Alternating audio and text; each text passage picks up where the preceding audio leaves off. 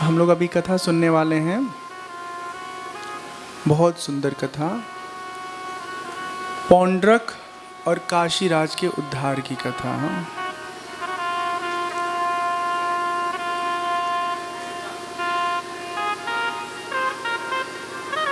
सुखदेव जी परीक्षित जी को कथा सुनाते हुए कहते हैं, परीक्षित,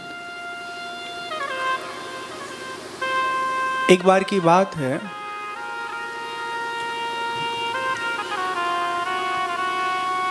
एक राजा है, बड़ा ही अज्ञानी राजा। उनका नाम है पौंड्रक। तो उनके आसपास के लोगों ने उन्हें समझा दिया कि देखो, तुम खुद को नहीं जानते। जो तुम हो ना, वो खुद को जानो समझो। तो हम कौन है बताओ? तो तुम हो कृष्ण, तीनों लोगों का स्वामी।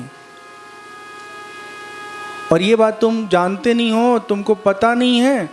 और एक दूसरा कृष्ण है जो तुम्हारे रूप का फायदा उठा रहा है, तुम्हारे नाम का फायदा उठा रहा है। ऐसे समझा दिया किसी ने। जैसे गांव में नहीं कहते हैं, अरे भैया कहाँ इधर घूम रहे हो, विधायकी का चुनाव आ रहा है, लड़ जाओ, तुमको पता ही नहीं है, तुम ही हमारे असली विधायक हो।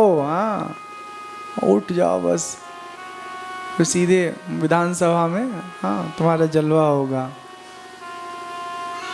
जो समझदार होते हैं उनको मालूम होता है कि ये हमको चढ़ा रहा है, हमको बर्बाद करने के लिए, ये मेरे को उल्लू बना रहा है।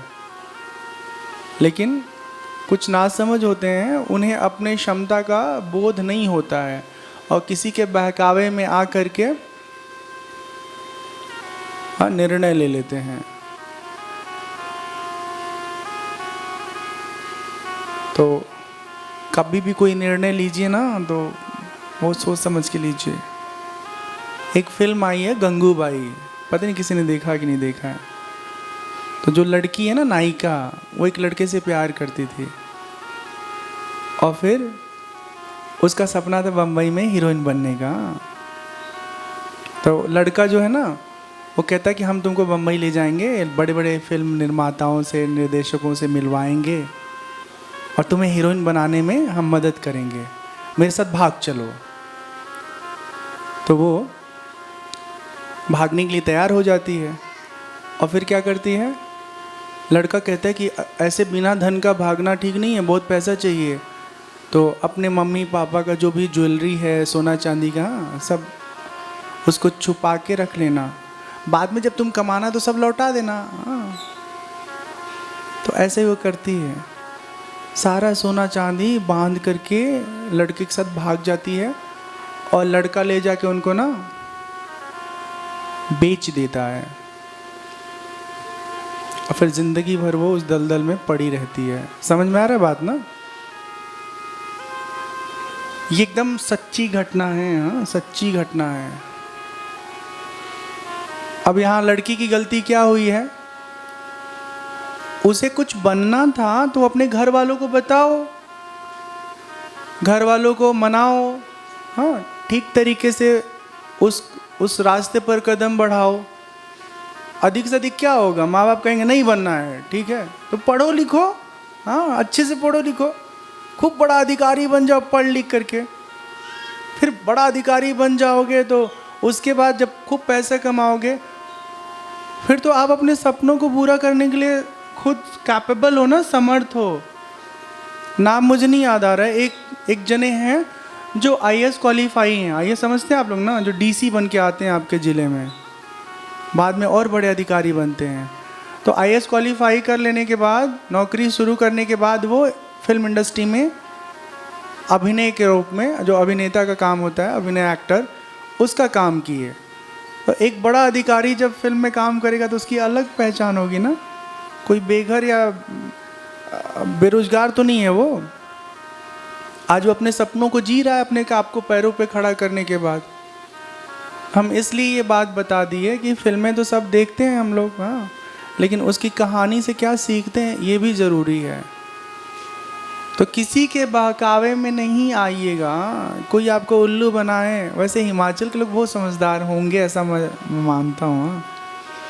आप लोगों के अंदर बहुत संस्कार है, तो आप किसी के बहकावे में नहीं आएंगे। हाँ, नहीं तो कई बार ऐसा खबर सुनने में आता है कि छोटी उम्र के लड़की लोगों को ना लड़का लोग अपने प्रेम जाल में फंसा करके ले जाके कहीं बेच देते हैं। और ये सब अभी भी होता है, ऐसा नहीं समझिए कि नहीं होता है। हाँ, मान लो सच में कोई ले जा, अरे आप हमको डर लगता है कि कहीं हमको रास्ते में कोई किडनैप कर ले और कहे चलो गौशाला में काम करो। नहीं, गौशाला में काम करने में दोष नहीं है, लेकिन मन से काम करना अच्छा लगता है। कोई लाठी के दम पे कराए, 2 लाठी मारे, जाओ गोबर उठाओ, सफाई करो, दिन भर काम कराए बेगारी में बिना पैसा दिए, ना मुश्किल होगा। दुनिया में माता पिता के अलावा कोई आपका सगा नहीं है, ये बात अच्छे से जान लीजिएगा। बच्चा लोग खास तौर पे, हाँ, छोटका बच्चा भी बड़का बच्चा भी। हाँ, तो स्कूल जा करके खाली पढ़ाई करिएगा। हाँ, किसी के बहकाव में आके उल्लू नहीं, उल्ली नहीं बनिएगा। हाँ, उल्लू तो लड़के बनते, लड़की लोग उल्ली बनती हैं। हाँ, उल्लू की बहन। तो ये जो पौंड्रक है ना, ये उल्लू बन जाता है। इसको कहा जाता है कि तुम कृष्ण की तरह बिल्कुल हो। अरे ऐसे नहीं, बल्कि ऐसे कहा जाता होगा कि तुम कृष्ण हो और तुम्हारा रूप बना करके एक कृष्ण द्वारकाधीश बना हुआ है। जब इनको समझा देते हैं लोग ना, तो कहता है अच्छा मैं सच में कृष्ण हूं, तो मुझे क्या करना पड़ेगा? बोले कृष्ण तो तुम हो, लेकिन तुम्हारे पास ना केवल 2 ही हाथ है, तो 2 हाथ और बनवा के लगाना पड़ेगा, क्योंकि वो जो कृष्ण है ना चतुर्भुजी है। अच्छा, बात ये ना बहुत सूक्ष्म बात है, ध्यान से समझना कि हमेशा जो असली चीज होता है ना, उसी के छत्र छाया में नकली भी असली बनने की कोशिश करता है। जैसे कोई अगर वस्तु आप खरीदोगे ना, तो वो नकली होगा ना, तो भी उस पर लिखा रहेगा नकली चीजों से सावधान। हाँ, यही असली है, जबकि वो नकली है। तो भगवान कृष्ण चतुर्भुजी हैं, ये बताने वाले जानते थे, और ये भी जानते थे कि जो पौंड्रक है ये कृष्ण है ही नहीं, उनसे समानता भी नहीं हो सकती है। लेकिन इसको बहकाने के लिए बता देते हैं कि ऐसा है, 2 हाथ तुम्हारे पास हैं, 2 और लगा लो। तो लकड़ी का सच में 2 हाथ वो लगवा लेता है, और कैसे खड़ा रहता होगा इससे। हाँ, और फिर वो जो कृष्ण है ना, उनके हाथ में चक्र सुदर्शन है, तो एक तुम्हें भी चक्र सुदर्शन ऐसे चलाना पड़ेगा। तो यहाँ आता है कि उसने चक्र सुदर्शन भी बनवा लिया, ऐसे घूमता रहता था। उस समय मोटर वोटर का तो कोई संबंध रहा नहीं होगा, आविष्कार भी नहीं रहा होगा, लेकिन फिर भी कुछ तो रहा होगा। तो चक्र सुदर्शन बन गया। हाँ, और फिर वो एक लेटर लिखवाता है। हाँ, और फिर वो पत्र जो है भगवान कृष्ण के दरबार में दूत के जरिए भिजवाता है। लिखा रहता है, कृष्ण द्वारकाधीश, तुम्हें पता है असली कृष्ण कौन है? असली कृष्ण मैं हूं, अतः ये कृष्ण बनने का नाटक बंद करो। हाँ, हमारे नाम का दुरुपयोग कर रहे हो। नकली आदमी असली आदमी को धमकी दे रहा है। इसको कहते हैं हमारे वहाँ, एक तो चोरी, दूसरे सीना चोरी। हाँ, एक तो चोरी किए, दूसरा छाती तान के कह रहे हैं अरे हमको चोर कैसे कह दिए। हाँ, तो भगवान वहाँ से द्वारकाधीश से चलते हैं, द्वारका से अपनी पूरी सेना लेकर के, ठीक, और पौंड्रक के नगर में आकर के भगवान का पौंड्रक का आपस में युद्ध होता है। भगवान कृष्ण ने पौंड्रक से कहा, रे पौंड्रक, तूने दूतों के द्वारा कहलवाया था कि हम नकली हैं और तुम असली हो। सच तो ये है कि तुमने मेरे नाम का सहारा लेके लोगों में भ्रम फैलाया है, अतः हम तुम्हारा वध करेंगे। और इस तरह से पौंड्रक का भगवान वध करते हैं। बोले कृष्ण कन्हैया लाल की जय, आज के आनंद की जय। जय जय सीताराम, जय जय राधे श्याम। तो इस कथा का सीख क्या है? क्या सीख है? कोई कहेगा बाबू डॉक्टरी शुरू करो, डॉक्टरी की पढ़ाई करो। कोई कहेगा बाबू इंजीनियर बन जाओ। कोई कहेगा बेटी ऐसा है तुम नर्सिंग का कोर्स कर लो। कौन क्या कह रहा है इस पे नोटिस मत करिए ना, इस पर ध्यान मत दीजिए। आप अपनी क्षमताओं को पहचानिए और जो आप कर सकते हैं अच्छे से वो करने की कोशिश करिए। किसी के हतोत्साहित करने से अपना मनोबल कम नहीं करना है। और कोई बहुत आपको चढ़ाए ना तो तरकुल पे नहीं चढ़ना है। तरकुल समझते हैं आप लोग? तरकुल नहीं समझते हैं? अच्छा वो कौन सा होता है? यूकेलिप्टस। हाँ लंबा लंबा पेड़ होता है। हाँ तो किसी ने चढ़ा दिया, ऊपर चढ़ गया और नीचे से काट दिया, धड़ाम से गिर गए। ऐसा नहीं करने का।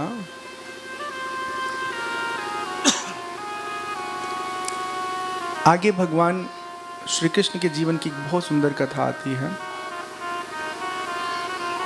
भगवान अपने राज्य में बड़े आनंद से प्रजा का पालन पोषण कर रहे हैं। आपको पता है ना, भगवान कृष्ण के एक मित्र हैं, उनका नाम क्या है? सुदामा। दूसरा भी कोई मित्र है भगवान का? कभी सुना है? सुना है कि नहीं सुना है? कौन है दूसरा मित्र? आप? हाँ आप ही हैं बिल्कुल। नहीं लेकिन द्वापर काल में भगवान का दूसरा कोई मित्र नहीं था। सिर्फ और सिर्फ एक मित्र हैं सुदामा, जिनका जिक्र आता है श्रीमद् भागवत कथा में। कोई रहा होगा लेकिन जिसका जिक्र आता है वो केवल सुदामा जी हैं। भगवान कृष्ण और सुदामा जी एक ही गुरुकुल में पढ़ाई किए हुए हैं। जैसे हम सब 5वीं तक साथ पढ़ते हैं, फिर 12वीं तक साथ पढ़ते हैं, फिर विश्वविद्यालय में डिग्री कॉलेज में साथ साथ पढ़ाई करते हैं। तो आप लोग खड़ा हो के नहीं, हाथ उठा के बताइए किसके जीवन में कितने मित्र हैं? किसी के जीवन में एक मित्र है? हाथ उठा के बताओ है। अच्छा जिसके जीवन में मित्र हैं वो लोग हाथ उठाइए। हाँ उठाओ, शर्माने कौन सी बात है? कोई चोरी कर रहे हैं क्या? 1 2 3 4 5 6 7 8 9 10 12। अच्छा ठीक है, नीचे रखिए आप लोग। और जिसके जीवन में मित्र नहीं है वो हाथ उठाइए। उठाओ उठाओ उठाओ। इसमें कौन सा शर्म बात? ये थोड़ी कह रहे हैं कि मित्र का फोटो दिखाओ। हाँ कुछ लोग मित्र हैं इसमें भी हाथ नहीं उठा रहे हैं, कुछ लोग मित्र नहीं है इसमें भी हाथ नहीं उठा रहे हैं। उसका जानते कारण क्या है? वो खुद ही किसी के अच्छे मित्र नहीं बन पाए। हाँ देखो ये एक ऐसा शब्द है ना कि इस बात को लेके अभी दिमाग में बहुत कुछ चलता रहता है आदमी के। मित्र का मतलब केवल और केवल मित्र, समझे? मित्र का मतलब मर्द और मेहरारू नहीं। पति पत्नी को मित्र नहीं कहते हैं। पति पत्नी होते हैं। ठीक है, समझ में आ रही बात हमारा? हाँ सबके लिए मैं बोल रहा हूँ, जो बड़े लोग भी हैं छोटे लोग भी हैं, सबके लिए। जिंदगी में हर किसी के कोई न कोई मित्र हो तो बहुत अच्छा है।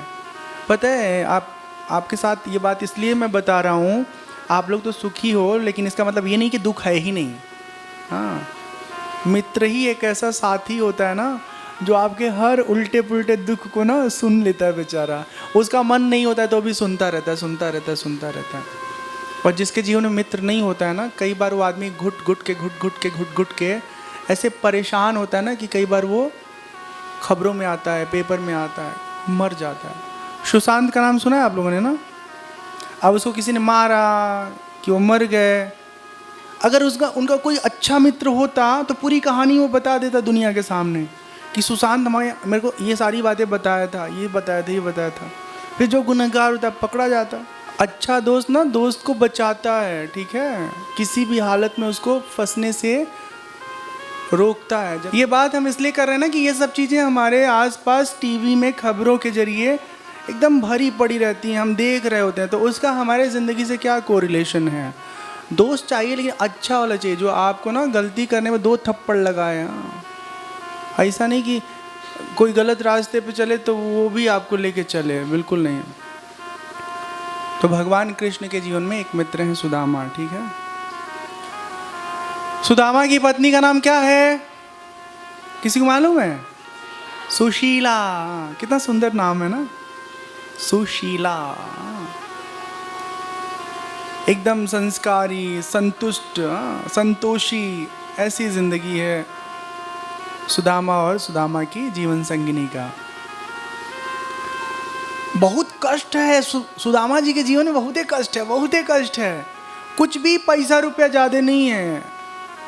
सुबह भोजन बन जाए तो शाम को कैसे बने ना, इसका कुछ भी पता नहीं है कि कहाँ से शाम को भोजन करेंगे। पर ऐसे ब्राह्मण है सुदामा जी कि किसी से भिक्षा नहीं मांगते हैं जा करके, हाँ, स्वेच्छा से जो कुछ उनको मिल जाता है उसमें वो अपना गुजारा करते हैं। बहुत नियमनिष्ठ, धर्मनिष्ठ, आचरणवान। हाँ, अच्छा, ये भी एक अलग बात, मतलब बड़ी अजीबोगरीब बात है कि पंडित जी लोग जो ना बहुत संघर्ष करते हैं, बहुत संघर्ष करते हैं। हाँ, जबकि विद्वान बहुत होते हैं फिर भी कष्ट बहुत होता है। लेकिन अब वो दौर बीत गया, अब पंडित लोग भी बहुत अमीर होते हैं। हाँ हाँ, पहले वाला दौर अब नहीं रहा। तो समय सबका बदलता है। हाँ। सुशीला जी को मालूम चल जाता है कि हमारे पतिदेव सुदामा जी के मित्र जो हैं द्वारकाधीश हैं, साथ में पढ़ाई किए हुए हैं दोनों लोग। तो एक दिन ना, जब सुदामा जी बहुत खुश रहते हैं, प्रसन्न रहते हैं किसी बात को लेके, तो सुशीला जी आती हैं उनके पास, पानी उनी पिलाती हैं, कहती हैं जी सुनते हैं, बोलो क्या बात है। हमने सुना है ना कि आपके मित्र हैं द्वारकाधीश भगवान कृष्ण। हाँ, मित्र तो हमारे हैं, बहुत अच्छे मित्र हमारे हैं, वो सच में बहुत अच्छे हैं। तो आप लोगों की मित्रता कब से है? हम लोग साथ में ना गुरुकुल में पढ़ते थे, हाँ, इकट्ठे। फिर अपने कृष्ण के बचपन के तमाम सारे बातचीत को, घटनाओं को वो अपने पत्नी को बताते हैं। सुशीला कहती है एक बार आप उनसे मिल आते, आप मिल आएंगे ना तो हम सबके जीवन में जो तकलीफ है वो सब खत्म हो जाएगा।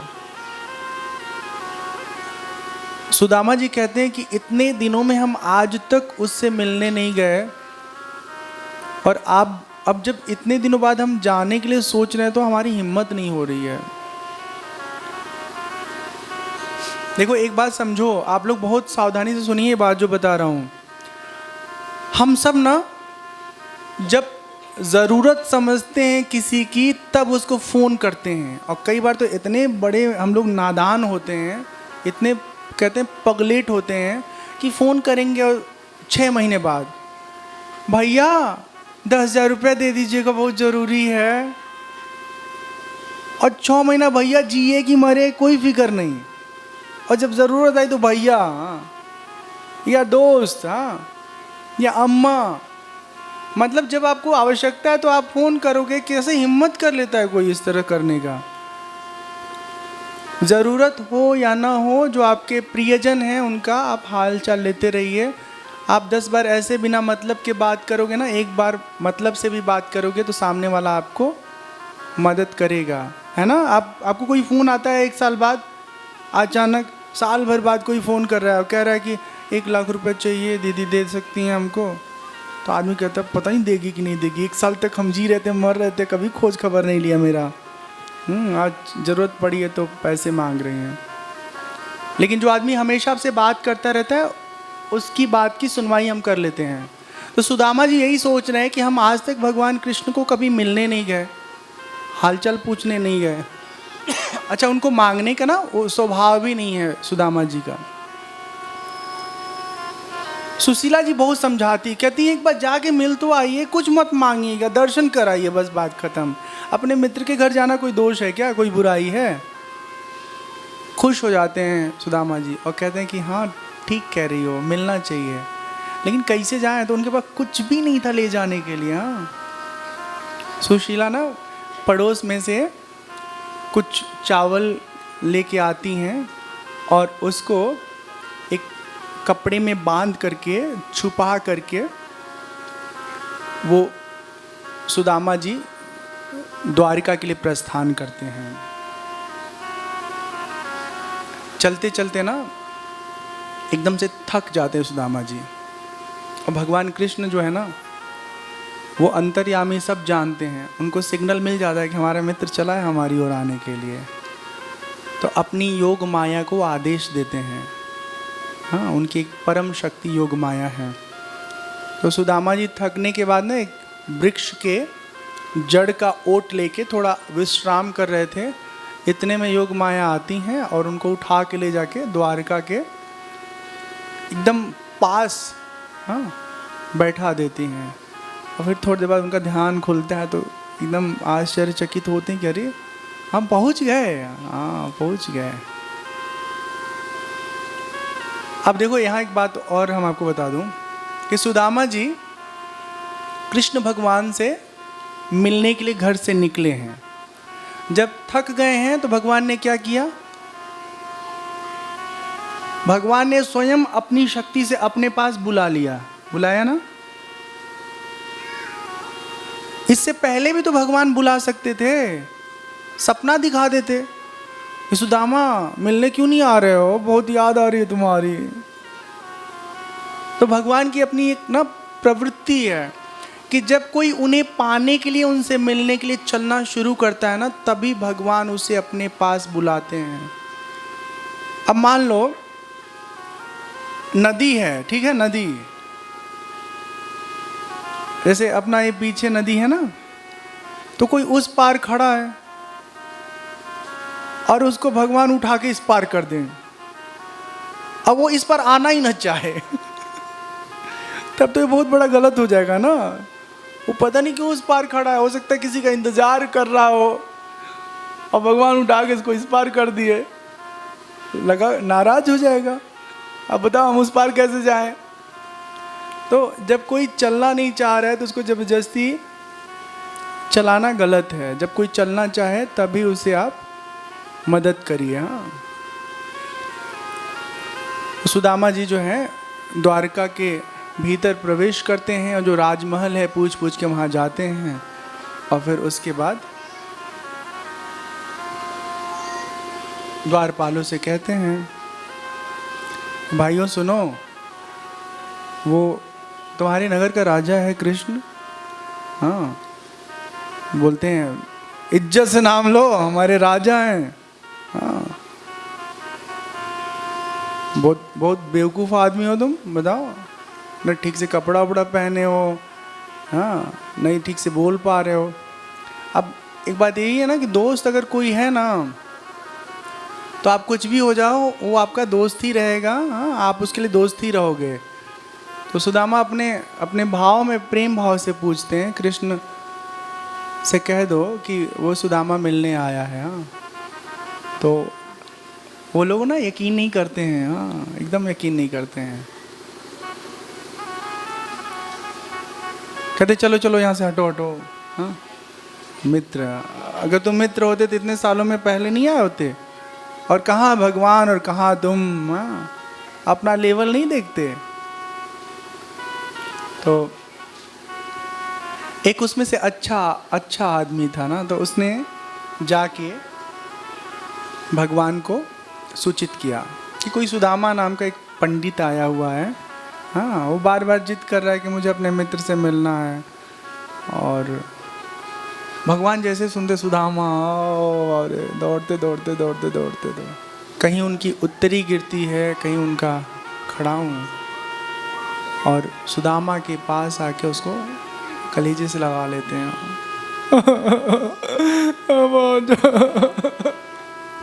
खूब रोते हैं। हमको रोना बहुत कम आता है। क्या हुआ, बंदर है क्या? हाँ, सब लोग सीबीआई बन जाइए।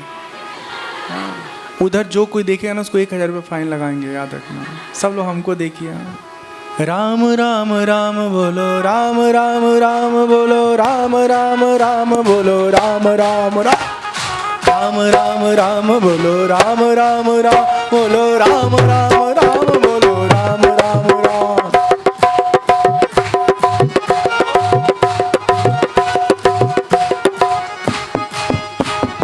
राम राम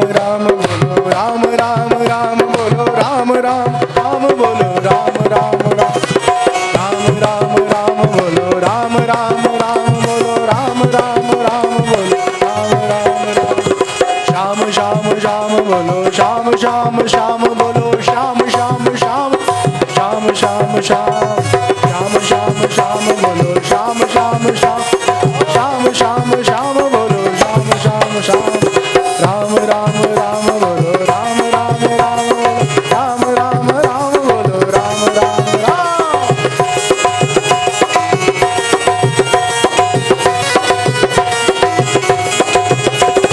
राम राम बोलो राम राम राम राम राम राम बोलो राम राम राम राम राम राम बोलो राम राम राम राम राम राम बोलो राम राम राम राम राम राम बोलो राम राम राम बोलो राम राम राम बोलो राम राम राम राम राम राम बोलो राम राम राम बोलो राम राम राम राम राम राम बोलो राम राम राम बोलो राम राम राम बोलो राम राम राम राम बोलो राम राम राम राम राम राम बोलो राम राम राम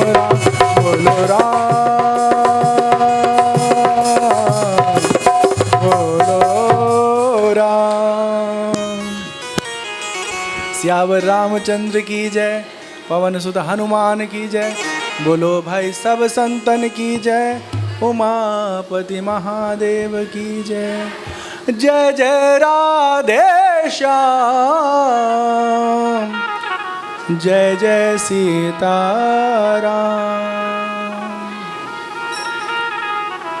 सुखदेव जी कहते हैं कि हे परीक्षित,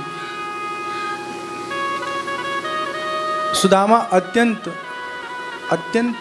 गरीबी में है, लेकिन कभी भी अपने स्वाभिमान से समझौता नहीं करते हैं। हाँ, देखिए, अभिमान और स्वाभिमान दो शब्द है, और इन दोनों में फर्क जानते हो कितना है?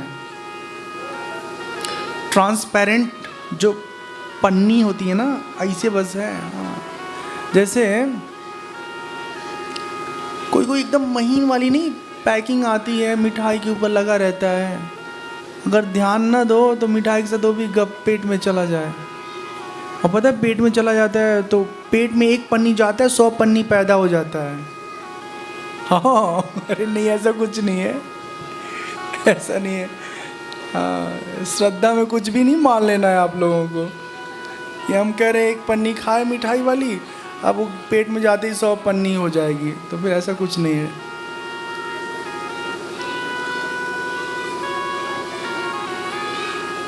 तो सुखदेव जी परीक्षित से कहते हैं कि बहुत स्वाभिमानी है। अब स्वाभिमान और अभिमान में फर्क ये है कि व्यक्ति कभी गलत ना करे, ठीक है, और अपनी खुद की स्थिति का ठीक तरीके से आकलन करके अपने बारे में अपनी राय रखे।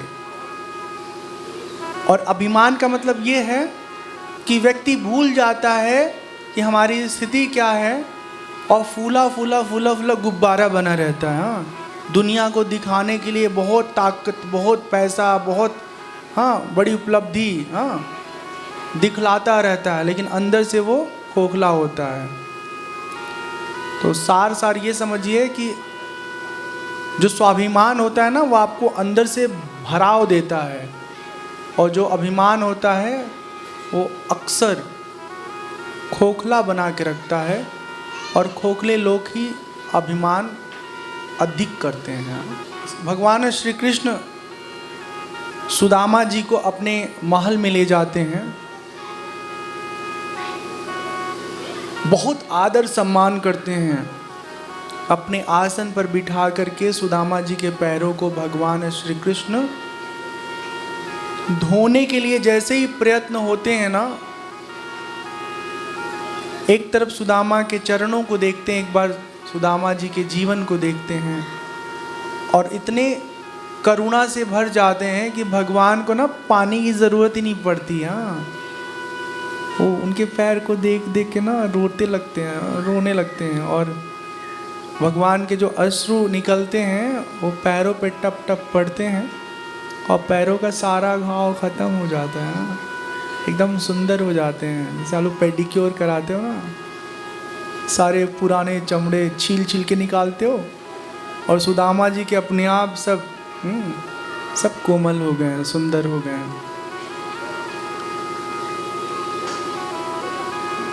भगवान सुदामा को देख करके बार बार यही सोच रहे हैं कि देखो कैसा मित्र है ना, एक बार भी हमसे कह देता कि हमें ये चाहिए तो हम इसे देने में देर नहीं करते, लेकिन कभी अपनी ज़रूरतों को हमारे सामने प्रकट नहीं किया। चारों तरफ ना भगवान कृष्ण की जो दुल्हनी लोग हैं, दुल्हन लोग हाँ, वो घेरे पड़ी रहती हैं, क्योंकि उन्होंने आज तक कभी नहीं देखा कि भगवान कृष्ण कभी किसी को इतना इतना इतना स्नेह किए हों, इतना सम्मान दिए हों, किसी के लिए रो रहे हों। सब लोग आश्चर्यचकित थे, एक दूसरे से आपस में बात भी करते हैं ना। भगवान जब उनका पैर वैर धो लेते हैं तो उनको अपने आसन पे ले जाते हैं, वहाँ विश्राम कराते हैं, और सुदामा जी के पैरों को भगवान कृष्ण दाबते हैं, हाँ, ऐसे दबाते हैं, और दूसरे पैर को रुक्मिणी जी दबा रही हैं। सुदामा जी एकदम परेशान हो जाते हैं, इतने सारे लोगों को देख के कहते हैं, सखा ये बताओ ये सब कौन है, इतने सारे लोग घेरे हैं हम लोगों को। तो मुस्कुराते हुए कृष्ण भगवान कहते हैं, ये सब हमारी तुम्हारी भाभी लोग हैं। हाँ। भगवान पूछते हैं कि आपकी शादी उदी हुई? बोले हाँ हमारी हुई, हमारी एक ही है, वो घर में हमारा इंतजार कर रही होगी। हाँ। भगवान श्री कृष्ण अपने पलंग पर रुक्मिणी जी के साथ सुदामा जी की सेवा कर रहे हैं। सभी लोग देख करके आश्चर्यचकित हैं। इस समय सुदामा जी का जीवन एकदम राजसी जीवन है, पूरी सुख सुविधा भगवान श्री कृष्ण के साथ रहने से उनको मिल रहा है। फटे पुराने वस्त्र उनके बदले जाते हैं, सुंदर वस्त्र पहनाया जाता है। रुक्मिणी जी उनको पंखा झल रही हैं, ऐसे हमारे सैया के दोस्त आए हैं तो उनको सेवा करो, हमारे पति देव के सहपाठी। भगवान कृष्ण कहते हैं, धर्म के मर्मज्ञ ब्राह्मण देव, गुरु दक्षिणा देकर जब आप गुरुकुल से लौट आए तब आपने अपने अनुरूप स्त्री से क्या विवाह किया? भगवान को बताते हैं, हाँ कृष्ण हमारा विवाह हुआ। भगवान कहते हैं, जगत में विरले लोग ऐसे होते हैं जो अपने वासनाओं से ऊपर उठ पाते हैं, मोह माया में फंस नहीं पाते। ऐसे हो आप मित्र। इस संसार में शरीर का जो कारण है ना, वो पिता है, और पिता सर्वप्रथम गुरु है। उसके बाद उपनयन संस्कार करने वाले हमारे जो गुरु हैं वो द्वितीय गुरु हैं, अत्यंत पूजनीय होते। तदंतर जो ज्ञान उपदेश करते हैं, परमात्मा के बारे में हमें बताते हैं, वो गुरु हैं जो सबसे महत्वपूर्ण हैं। हम लोग जिस गुरुकुल में निवास करते थे उस समय की बात याद है आपको सुदामा? ईंधन लेने के लिए हम लोग, ईंधन मतलब लकड़ी लेने के लिए जंगल गए थे, और उस दिन क्या हुआ, इतनी वर्षा हुई ना कि भयंकर आंधी पानी आ जाने के कारण, बिजली कड़कने के कारण सूर्यास्त तक धरती पर पानी ही पानी हो गया। कहाँ गड्ढा है कहाँ किनारा है पता ही नहीं चलता था। वह क्या वर्षा थी! वर्षा ही नहीं, वो छोटा मोटा प्रलय के समान था। वर्षा की बौछारों से हम लोगों को बड़ी पीड़ा हुई। दिशा का ज्ञान ही नहीं हो रहा था, किधर चलें किधर जाना है। हम लोग अत्यंत आतुर होकर एक दूसरे का हाथ पकड़ के जंगल में इधर उधर भटकते रहे। जब हमारे गुरुदेव सांदीपनी को मालूम पड़ा, तब सूर्योदय होने पर अपने शिष्यों के साथ हम लोगों को ढूंढते हुए गुरुदेव जंगल आए। हम अत्यंत आतुर थे। हमारे गुरुदेव कहने लगे, आश्चर्य है पुत्रों, तुम लोग हमारे लिए इतना कष्ट उठाए, अपना प्राण अपना शरीर संकट में डाले।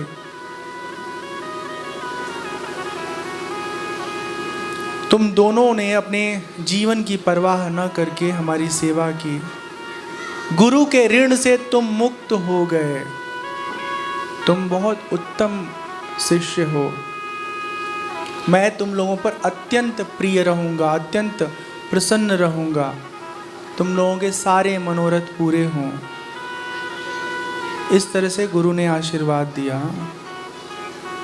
ठीक है, एक समय ऐसा था कि गुरु की भक्ति के लिए, ठीक है ना, चेला अपने प्राण को भी संकट में डाल सकता था।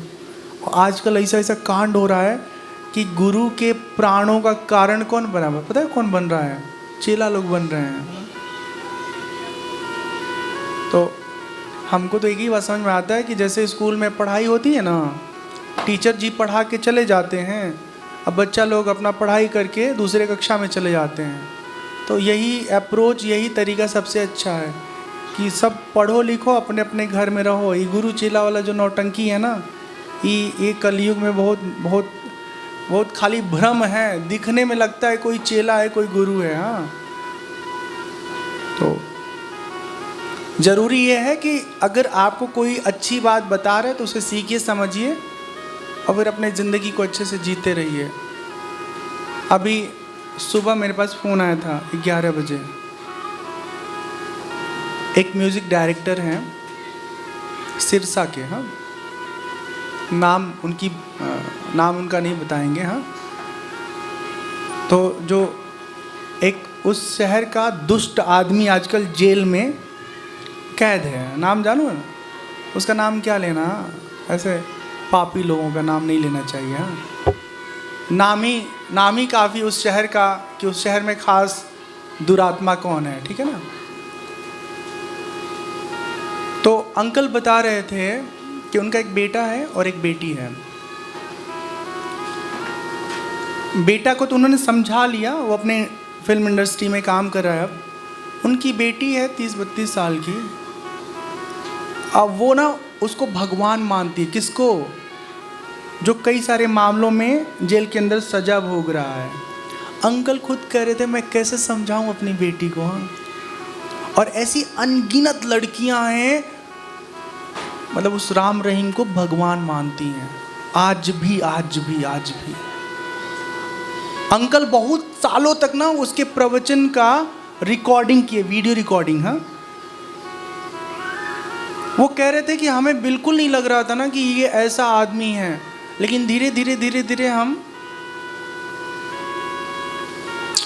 समझे। लेकिन हम तो समझ गए, पर हमारे बच्चे ना उसकी माया जाल में उलझ गए। उसने ऐसे लोगों को पढ़ा दिया है ना कि लोगों के दिमाग में बैठा हुआ है कि वही उसके लिए सब कुछ है। मतलब वो तथाकथित गुरु, हाँ, चेले के लिए सब कुछ है।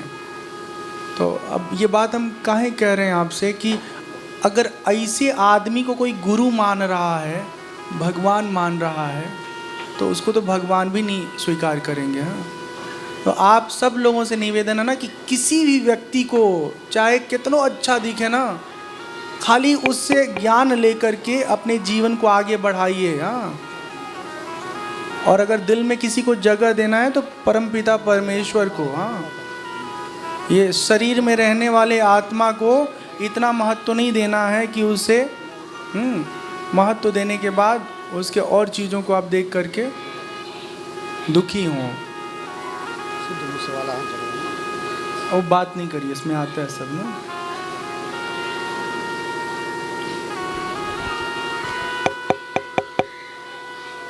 सुनाई दिया, टक टक बजाया। हाँ, आ रहा है, हमको आ रहा है। क्या कर रहे हैं आप? स्पीकर में नहीं आ रहा है तो जब बजाएगा तो चेक कर लीजिएगा। अभी कहाँ है, उसको छेड़ रहे हैं।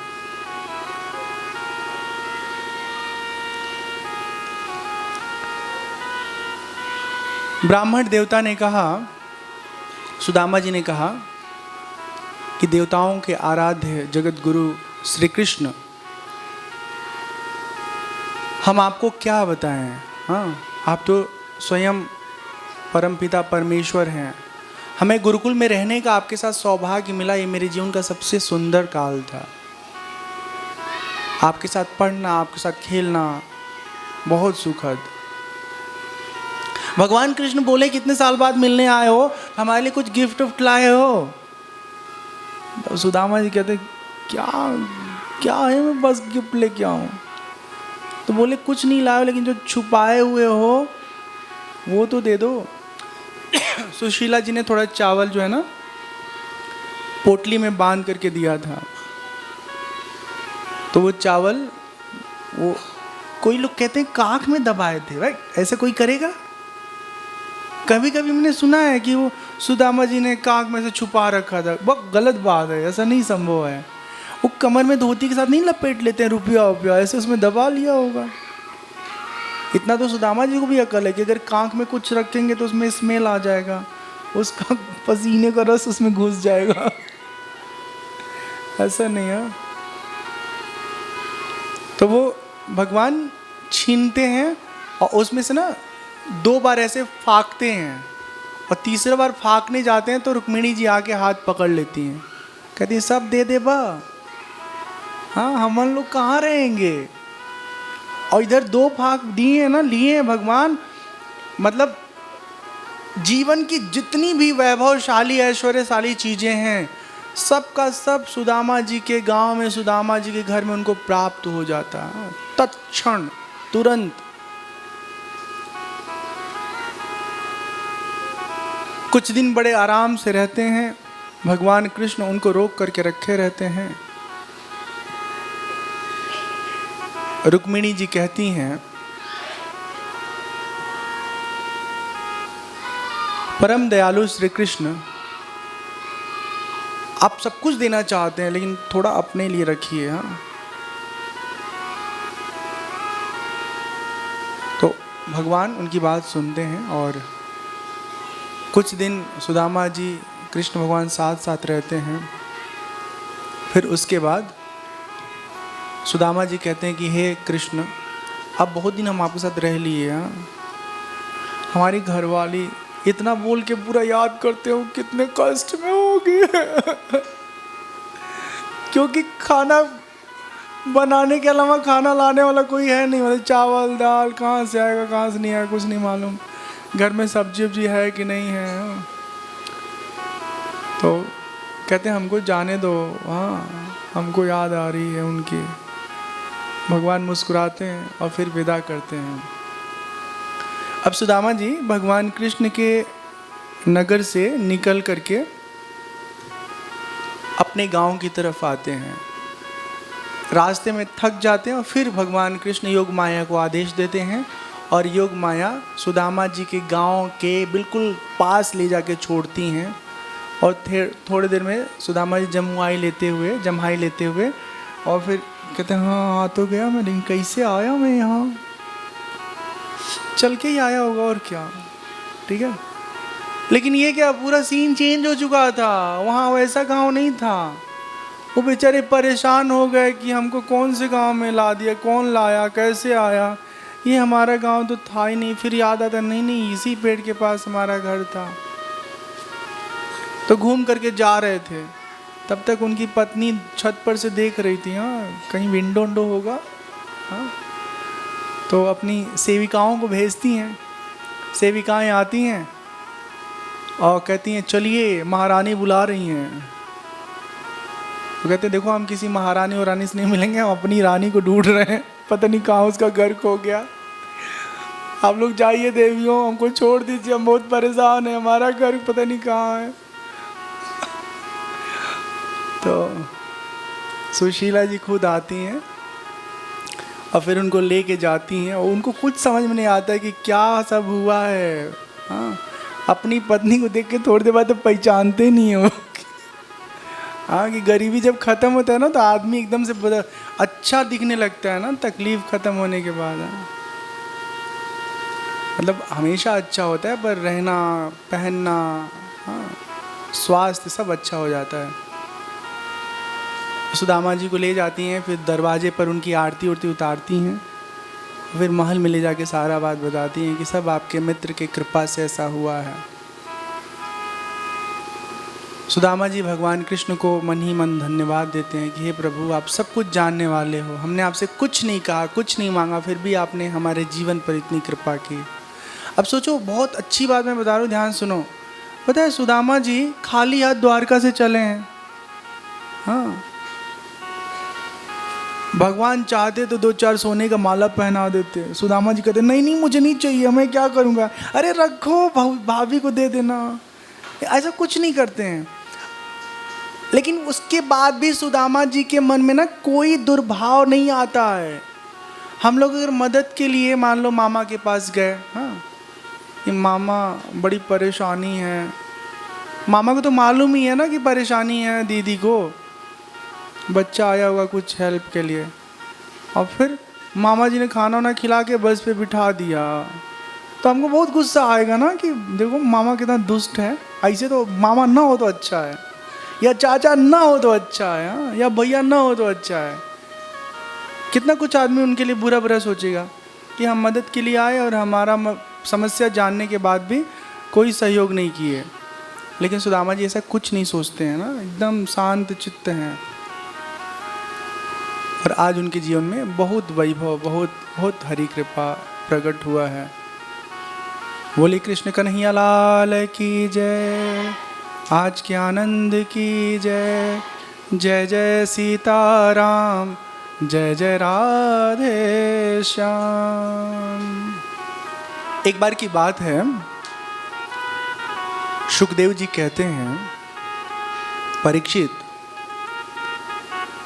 सूर्य ग्रहण लगा था, जैसे प्रलय के समय लगा था। परीक्षित, मनुष्यों ने ज्योतिष लोगों के द्वारा बताए हुए तौर तरीकों के अनुसार आत्म कल्याण के लिए, अपने परिवार के कल्याण के लिए, पुण्य के उपार्जन के लिए समंत पंचक तीर्थ क्षेत्र कुरुक्षेत्र में सब लोग इकट्ठा होना शुरू किए। हाँ, इस महान तीर्थ यात्रा के अवसर पर भारतवर्ष के सभी प्रांत, अलग अलग राज्यों के बड़े बड़े ऋषि मुनि संत महात्मा गृहस्थ लोग वहाँ उपस्थित होने लगे।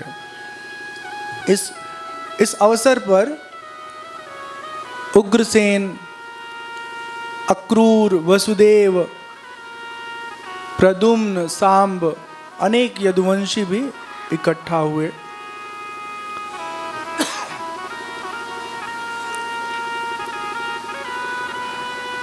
यहीं पर बहुत सालों बाद पांडव के पुत्र, हाँ, अर्जुन, भीम, नकुल, सहदेव, युधिष्ठिर, ये सब लोग, कुंती मैया, सब लोग इकट्ठा होते हैं। और बहुत सालों के बाद नंद बाबा, यशोदा मैया, हाँ, ग्वाल बाल, सब लोग कुरुक्षेत्र में अपने जीवन के कल्याण हेतु आते हैं, भजन करने, उपासना करने, साधना करने। कुंती मैया भगवान कृष्ण से मिलती हैं, उनका दर्शन करती हैं।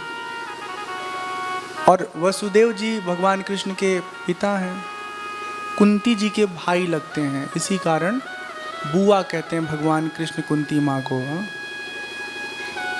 कुंती मैया कहती हैं,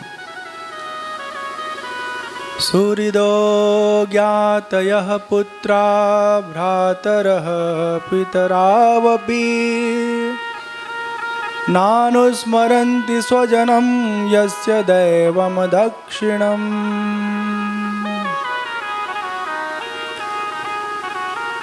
कुंती मैया कहती हैं कि हे भैया, मैं सचमुच बड़ी अभागिन हूँ, मेरे जीवन की एक भी इच्छा पूरी नहीं हुई है। आप इतने कष्ट में रहे, कंस आपको कारागार में बंद कर दिया, हम चाह के भी आपकी तनिक भी मदद नहीं कर पाए। सचमुच जब विधाता हमारे प्रतिकूल होते हैं ना, हमसे विमुख होते हैं, हमसे रुष्ट होते हैं, तो हम जो चाहते हैं वो कर नहीं पाते हैं। वसुदेव जी कहते, बहन, हे बहन, अपने आप को दोष मत दो।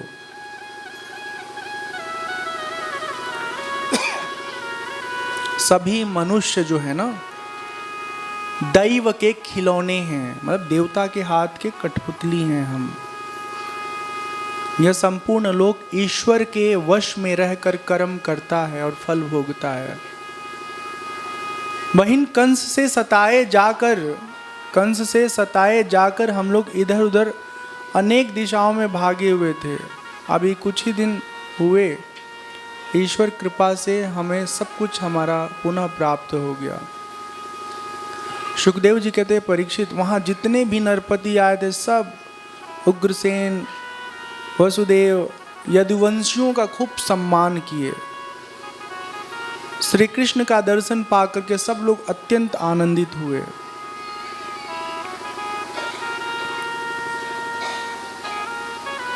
सुखदेव जी कहते, परीक्षित, जब नंद बाबा को ये खबर लगा कि भगवान कृष्ण कन्हैया लाल आए हैं इस स्थान पर, तो भगवान से मिलने के लिए जाते हैं। उनके साथ समस्त गोपियां जाती हैं। भगवान कृष्ण नंद बाबा को प्रणाम करते हैं, नंद बाबा वसुदेव को प्रणाम करते हैं। कृष्ण रामो परिस्वज्य पितरावभिवाद्य च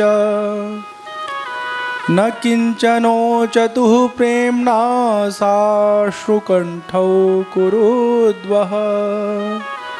भगवान श्री कृष्ण बलराम जी माता यशोदा और पिता नंद को हृदय से लगा करके उनके चरणों में प्रणाम करते हैं। वो लोग इतने खुश होते हैं, नंद बाबा, यशोदा मैया, बहुत सालों के बाद भगवान कृष्ण का उन्हें दर्शन लाभ मिला। गोपियां आज जब भगवान को देखती इतने सालों बाद तो अत्यंत भावुक हो जाती हैं। भगवान कृष्ण ने देखा कि गोपियां जो हैं एकदम से भगवान के साथ टकटकी लगा के देख रही हैं, उनको अपना कुछ भी भान नहीं है, ज्ञान नहीं है, खुद का बोध नहीं है। भगवान पूछते हैं, हे गोपीजन, आप ठीक हैं ना? प्यारी गोपियां, हम जानते हैं कि आप दुखी हैं, लेकिन आप लोग इस बात को मानो कि हम कभी भी आपसे दूर नहीं हुए, कभी आपसे अलग नहीं हुए। जैसे घट है ना, घड़ा देखा है ना, उसमें मिट्टी होता है ना, जैसे घर में मिट्टी होता है, उसी तरह हम आप में समाये हैं, समाहित हैं। भगवान उनको सांत्वना देते हैं, उनको प्रेम से उनका हाल चाल पूछते हैं। सुखदेव जी कहते हैं, परीक्षित, भगवान का उपदेश बार बार स्मरण करके गोपी जन का जो अज्ञान है सदा सदा के लिए समाप्त हो जाता है और वो परम ज्ञानी हो जाती हैं। उनके जीवन का मोह सब नष्ट हो जाता है। बहुत अच्छे ढंग से ये आयोजन होता है। आयोजन होने के बाद सब लोग अपने अपने नगर को चले जाते हैं। भगवान भी अपने माता पिता के साथ अपने नगर चले आते हैं। एक दिन की बात है, देवकी मैया अपने पुत्र से कहती हैं कि कृष्ण, मुझे मालूम है कि तुम सब कुछ कर सकते हो, तुम्हारे लिए कुछ भी असंभव नहीं है। भगवान कहते हैं, माँ तुम क्या चाहती हो? तो देवकी मैया कहती हैं, देखो हमारे बच्चे जो हुए थे ना, जैसे जन्म लिए वैसे उनको कंस ने मार दिया। हम ना उन्हें प्रेम कर सके, ना उनसे बात कर सके, ना उनको खिला सके। तो हमारी बस इतनी इच्छा पूरी कर दो कि हम अपने बच्चों से मिल लें, एक बार उनको देख लें। और अपने पुत्रों को याद करके देवकी मैया रोने लगी, भावुक हो गई। देवकी ने कहा कि हे पुत्र, हमारी ये लालसा पूरी करो। भगवान ने कहा, हे माँ, अवश्य आपकी इच्छा पूरी करेंगे।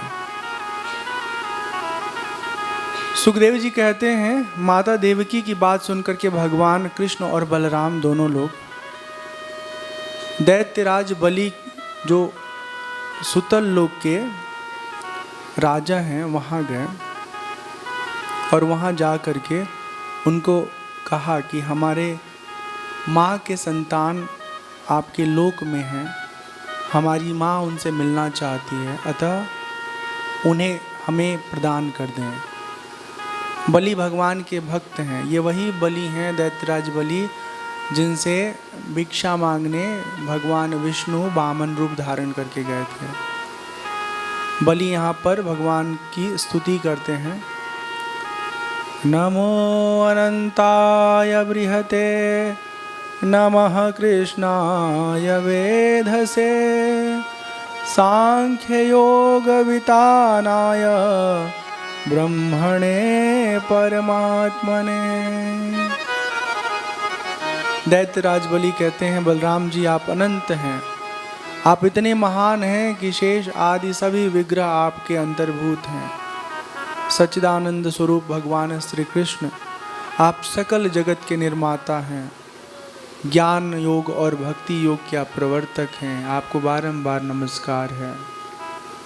प्रभु समस्त चराचर जगत आप ही के हाथों से नियंत्रित होता है। आपने हमें जो आज्ञा दिया हम उसका पालन करेंगे। भगवान के जो भाई हैं उन सब लोगों को जो बलि हैं वो प्रदान करते हैं, माँ के पास लेकर के आते हैं। माँ देखती हैं, बहुत प्रसन्न होती हैं, बहुत आनंदित होती हैं, उन्हें स्तनपान कराती हैं।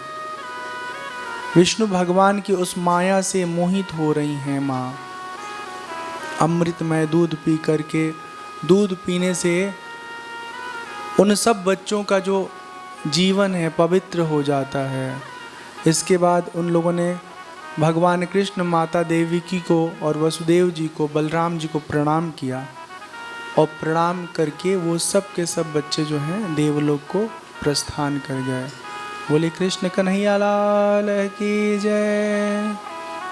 माँ का सिर्फ ये भाव था कि हम अपने बच्चों को देख लें, उनसे मिल लें, और भगवान कृष्ण उनके इस भाव को पूरा कर देते हैं। माँ बहुत खुश होती हैं, बहुत आनंदित होती हैं। अब भगवान जो है एक 10वां स्कंद यहाँ पे पूरा होता है और एकादश स्कंद में जो यदुवंश है उसके संहार की पृष्ठभूमि रचते हैं।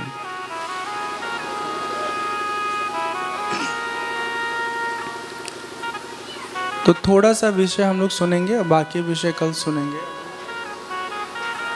5:34 हो गया है। हाँ। श्री कृष्ण शरणम मम, श्री कृष्ण शरणम मम, श्री कृष्ण शरणम मम, श्री कृष्ण शरणम मम।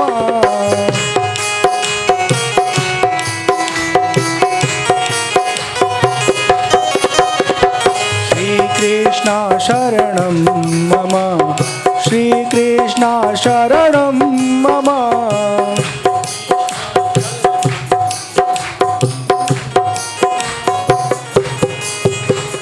श्री कृष्ण शरणम मम, श्री कृष्ण शरणम मम।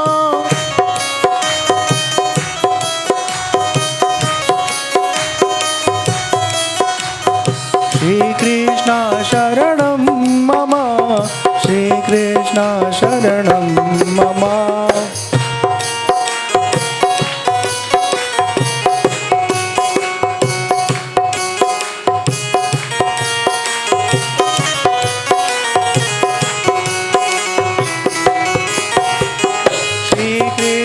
शरणं मम, श्री कृष्ण शरणं मम।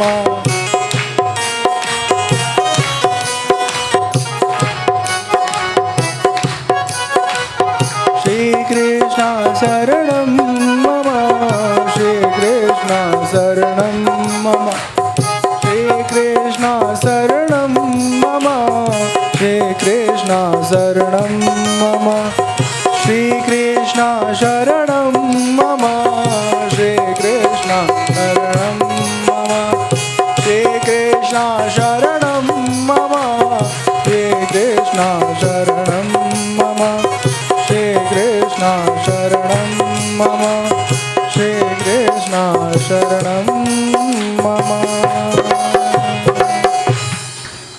बोले कृष्ण कन्हैया लाल की जय। श्री सुखदेव जी महाराज की जय। श्री व्यास देव महाराज की जय। जय जय राधे श्याम जय जय सीताराम।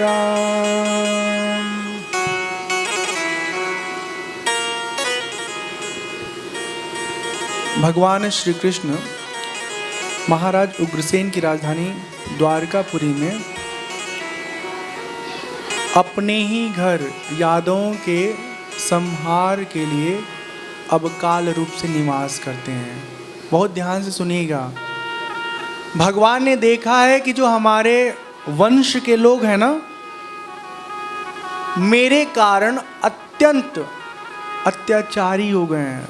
हाँ, जैसे क्या है, बल जब आता है घर में ना, जैसे अब यहाँ तो विधायक ठीक होते हैं, यूपी बिहार की हालत ये है कि विधायक हो गए भैया जी ना, तो उनके जितने चेले चपाटे सब अपने आप को विधायक समझते हैं। और जब इस तरह का आदमी के भीतर भाव आता है ना, तो वो अपने शक्ति का बहुत दुरुपयोग करता है।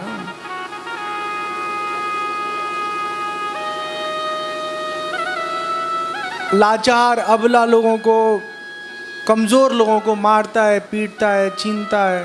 हाँ, तो यदुवंश के भी जो बच्चे हैं ना, अधिकतर उदंड हो गए हैं। हाँ, राज्य के अंदर जो कमजोर लोग हैं उनको मारना, पीटना, परेशान करना, तकलीफ पहुंचाना, इस तरह की प्रवृत्ति हो गई है। तो भगवान ने तय किया है कि मेरे जीवन का जो उद्देश्य था, अवतार का जो उद्देश्य था, वो तो हमने पूरा कर ही लिया। अब जाने से पहले ये जो नालायक लोग हैं ना, इनका भी अंत कर देंगे, तभी उत्तम रहेगा। नहीं तो अगर ये बचे रहें तो पृथ्वी को तबाह करके रखेंगे।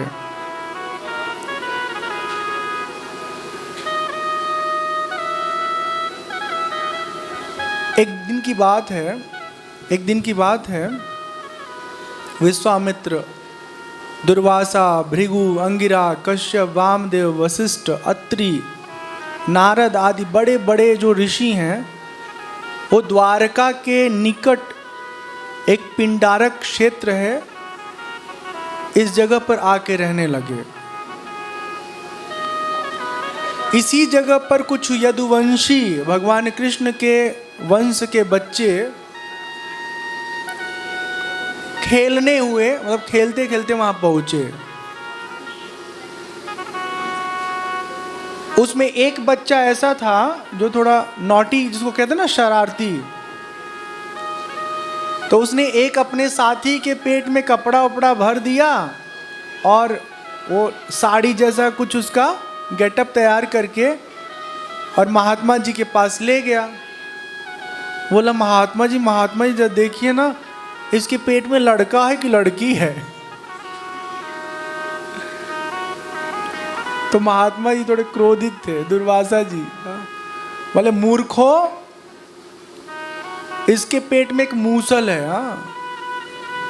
वही पैदा होगा और वही तुम्हारे कुल का नाश करेगा। जाओ जाओ, यहाँ जाओ, भगो। और सही में ऐसे होता है। लड़के जब कपड़ा खोलते हैं ना, तो उसमें से एक लोहे का मूसल निकलता है।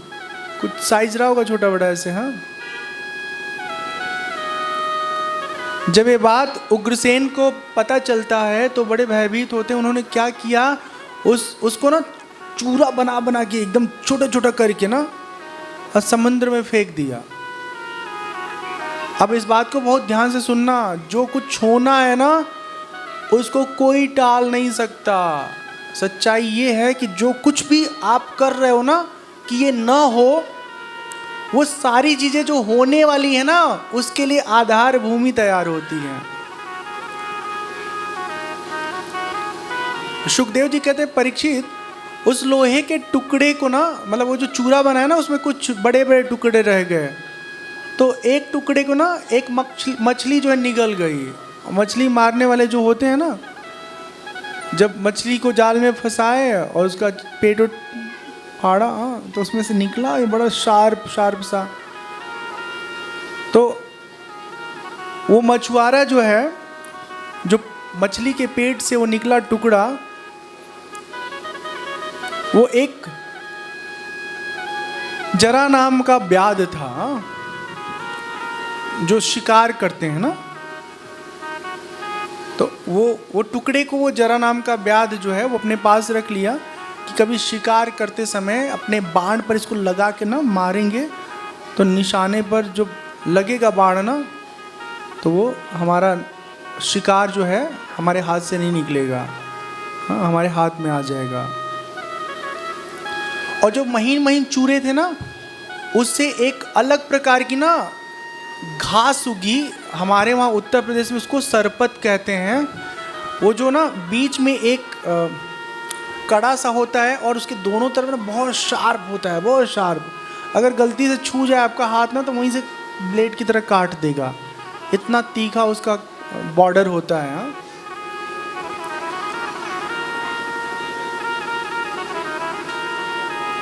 तो ये सब कुछ तैयार होने लगा क्योंकि आने वाले समय में इसी जगह पर यदुवंश के समस्त लोगों का नाश होना तय है। इधर एक बहुत सुंदर घटना घटती है। भगवान कृष्ण के पिता जो वसुदेव हैं,